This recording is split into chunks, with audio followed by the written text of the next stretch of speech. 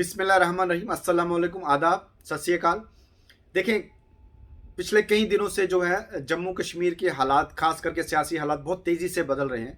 2 दिन पहले जो है जम्मू कश्मीर के दिग्गज नेता गुलाम नबी आज़ाद साहब, पूरे हिंदुस्तान में उनका बड़ा नाम है, उन्होंने कांग्रेस पार्टी को छोड़ा।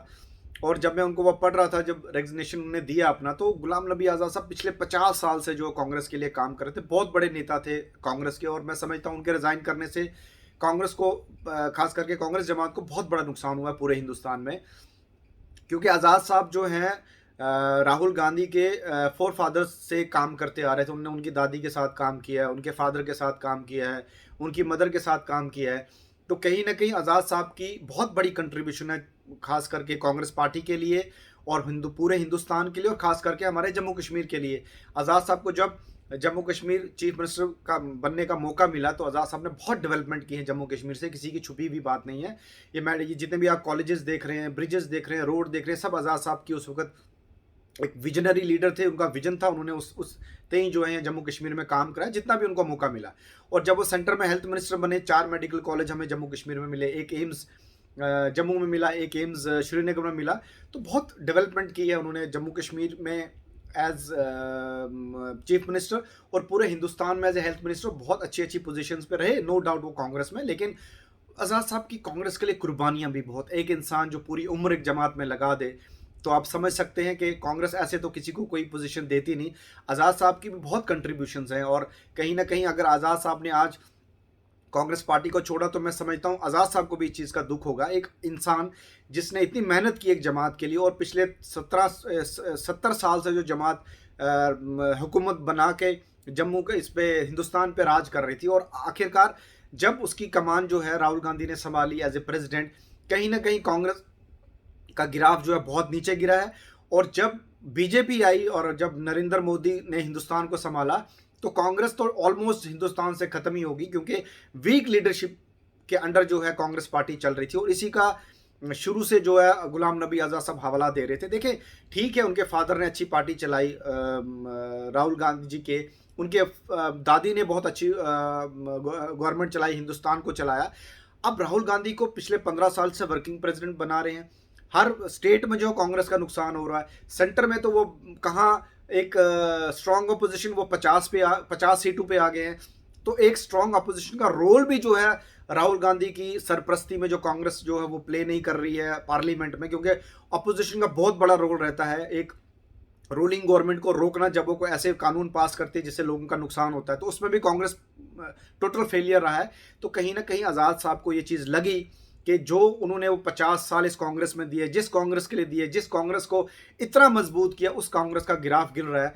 और मैं समझता हूँ राहुल गांधी नौजवान, अगर वो नौजवानों को साथ चलाना चाहते हैं और आने वाले टाइम में वो चला भी रहे हैं, तो चलाएं, उसमें कोई बुरी बात नहीं है, क्योंकि ये नौजवानों का हिंदुस्तान है। लेकिन कहीं ना कहीं उन बुजुर्गों को याद रखना चाहिए जिन्होंने इस कांग्रेस पार्टी के लिए कुर्बानियां दी हैं, जिन्होंने इस कांग्रेस पार्टी को स्टैंड किया है। उसमें जो है गुलाम नबी आज़ाद साहब का बहुत इंपॉर्टेंट रोल है। जब वो इंपॉर्टेंस उनको नहीं मिली, तो मैं समझता हूँ बिल्कुल बेहतरीन डिसीजन है गुलाम नबी आज़ाद साहब का, आज उन्होंने वो कांग्रेस जमात छोड़ दी। और मैं हैरान इस बात पे हूँ कि छोटे छोटे बच्चे जो हैं, जो कल कांग्रेस में आए, आज वो गुलाम नबी आज़ाद साहब के खिलाफ बयान दे रहे हैं कि गुलाम नबी आज़ाद साहब ने बहुत बड़ा धोखा दिया कांग्रेस को, उनको जमात छोड़नी नहीं चाहिए थी।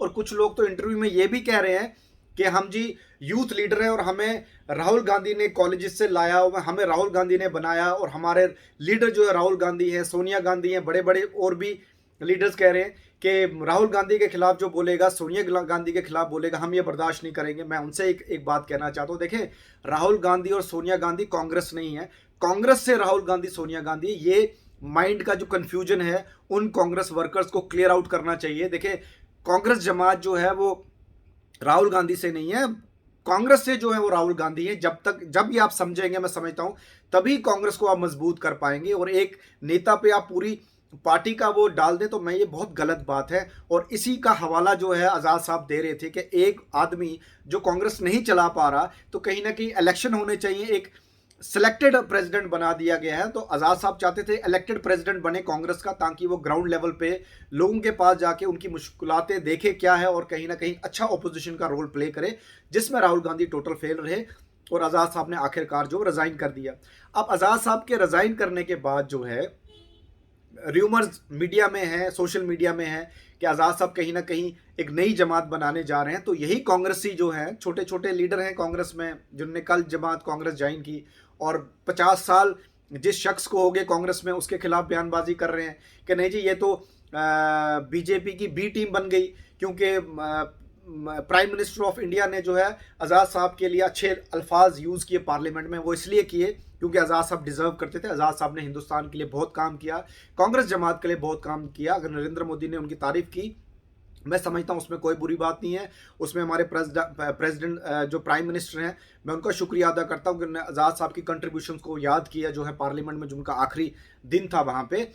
तो अब ये लोग कांग्रेसी जो हैं, छोटे छोटे नेता जिन्होंने कल कांग्रेस ज्वाइन की, ये आके सोशल मीडिया में कहते हैं कि आज़ाद साहब जो है कांग्रेस की सॉरी बीजेपी की जो बी टीम है। मुझे पहले समझ नहीं आ रहा कि हमारे जम्मू कश्मीर में हो क्या रहा है। 5 अगस्त 2019 के बाद जब हमारे रियासत के हालात बदले, बुखारी साहब ने अपनी पार्टी बनाई, नेशनल कॉन्फ्रेंस पीडीपी, इन्होंने खुद जो है बीजेपी के साथ काम किया। यही लोग बोलते हैं नहीं जी जो बुखारी साहब है वो बीजेपी की बी टीम है। अब सजाद गनी लोन साहब ने पीसी अपनी पीपल्स कॉन्फ्रेंस को फिर से रिवाइव किया और उनके खिलाफ बोलने लगे ये बीजेपी की बी टीम है। और भी पार्टियां आती है, बीजेपी की बी टीम है। आज़ाद साहब अगर चाहते जम्मू कश्मीर के लिए काम करना, उसको सियासी जमात बनाना, उसको भी टैग लगा रहे बीजेपी की। देखिए ABCD कुछ नहीं होता। जिसको जब मौका मिला उसने बीजेपी के साथ काम किया है। सेंटर में बीजेपी की सरकार है, पहले कांग्रेस की सरकार होती थी, और जम्मू कश्मीर में जो सेंटर चाहती है वही होता है।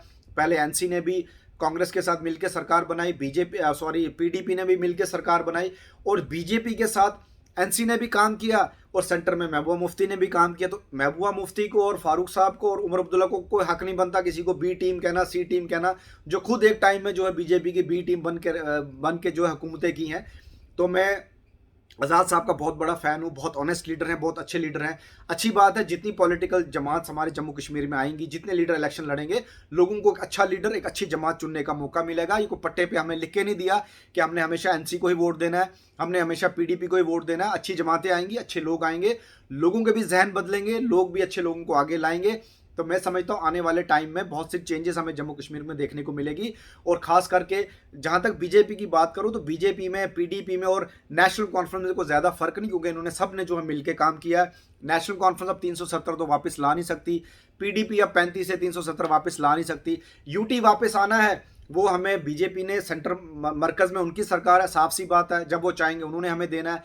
तो जब उनकी सरकार मुझे लगता है बीजेपी की अगर बनी तो हमें स्टेट का दर्जा वापस मिलेगा। तो मैं उस बात पे तो आना नहीं चाहता, वो हालात बताएंगे कौन यहाँ सरकार बनाता है जम्मू कश्मीर में। जहाँ तक आज़ाद साहब की बात करूँ, मैं आज़ाद साहब को मुबारकबाद देता हूँ। आज़ाद साहब, जम्मू कश्मीर का यूथ आपके साथ है, क्योंकि आप ऑनेस्ट लीडर हैं, आपने जम्मू कश्मीर के लिए काम किया है। जब भी आप नई पॉलिटिकल पार्टी अगर बनाने जा रहे हैं तो मुझे पूरी उम्मीद है आप अच्छे और ऑनेस्ट लोग उस पार्टी में लेंगे जो जम्मू कश्मीर के बेहतर के लिए सोच सकेंगे। और उन पार्टियों से हमें आज़ादी मिलेगी जो पिछले 70 सालों से, 30 सालों से जो है वो एक सियासी नज़रिए से जो ख्वाब हमें दिखाए, जो हर बार हमारे ख्वाब उन्होंने तोड़े, जिन्हें हर बार जो कश्मीर को धोखा दिया है। और मुझे बड़ी खुशी है आज़ाद साहब जो हैं वो जम्मू प्रोविंस से हैं, और एक जम्मू प्रोविंस से इतना बड़ा चेहरा जो है मरकज़ी लेवल पे हमारे पास है।